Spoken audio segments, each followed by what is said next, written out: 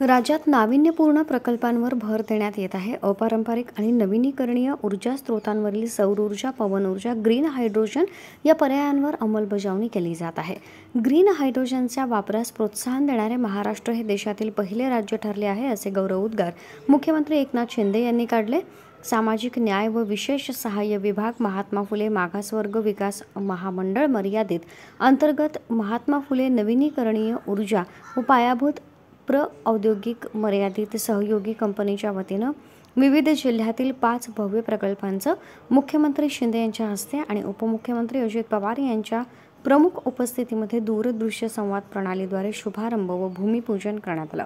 कार्यक्रमात महाप्रीतनं बृहन्मुंबई महापालिकेच्या सहयोगानं फ्लोटिंग सोलार 2500 मेगावॅट क्षमतेच्या प्रकल्पासाठीचा सामंजस्य करार, मुख्यमंत्री सौर उद्योग उत्थान प्रकल्प अंतर्गत 400 मेगावॅट क्षमतेच्या प्रकल्पाचा शुभारंभ, ठाणे जिल्ह्यातील दुधनी वापे येथे कार्बन न्यूट्रल प्रकल्पाचं भूमिपूजन, सातारा जिल्ह्यातील मोळ या ठिकाणी 100 मेगावॅट सौर ऊर्जा प्रकल्पाचं भूमिपूजन, रत्नागिरी रेल्वे स्थानक येथे एकात्मिक शीतगृह प्रकल्पाचं भूमिपूजन मुख्यमंत्री शिंदे यांच्या हस्ते करण्यात आलं।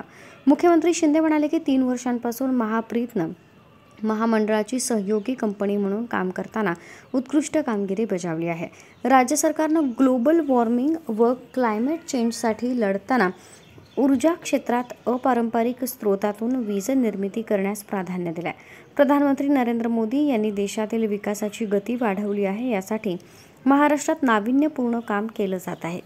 ते म्हणाले की उद्योगांच्या गुंतवणुकीसाठी उद्योगस्नेही धोरण, red carpet, single window system, subsidy व विविध उपायांमुळे महाराष्ट्र हे औद्योगिक गुंतवणूकदारांसाठी पसंतीचं राज्य ठरलं आहे। दावोस इथं विदेशी गुंतवणुकीसाठी झालेल्या सामंजस्य करारांपैकी 73,000 कोटी गुंतवणूक प्रत्यक्षात कार्यवाही होत आहे।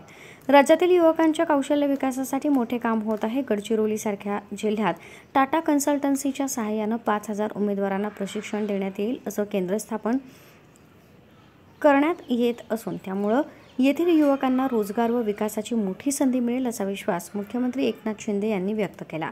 प्रधानमंत्री नरेंद्र मोदी यांच्या भारताला $5 ट्रिलियन अर्थव्यवस्था बनवण्यासाठी नीती आयोगाच्या मार्गदर्शक तत्वानुसार महाराष्ट्रात काम केलं जात असून $1 ट्रिलियन अर्थव्यवस्थेचं उद्दिष्ट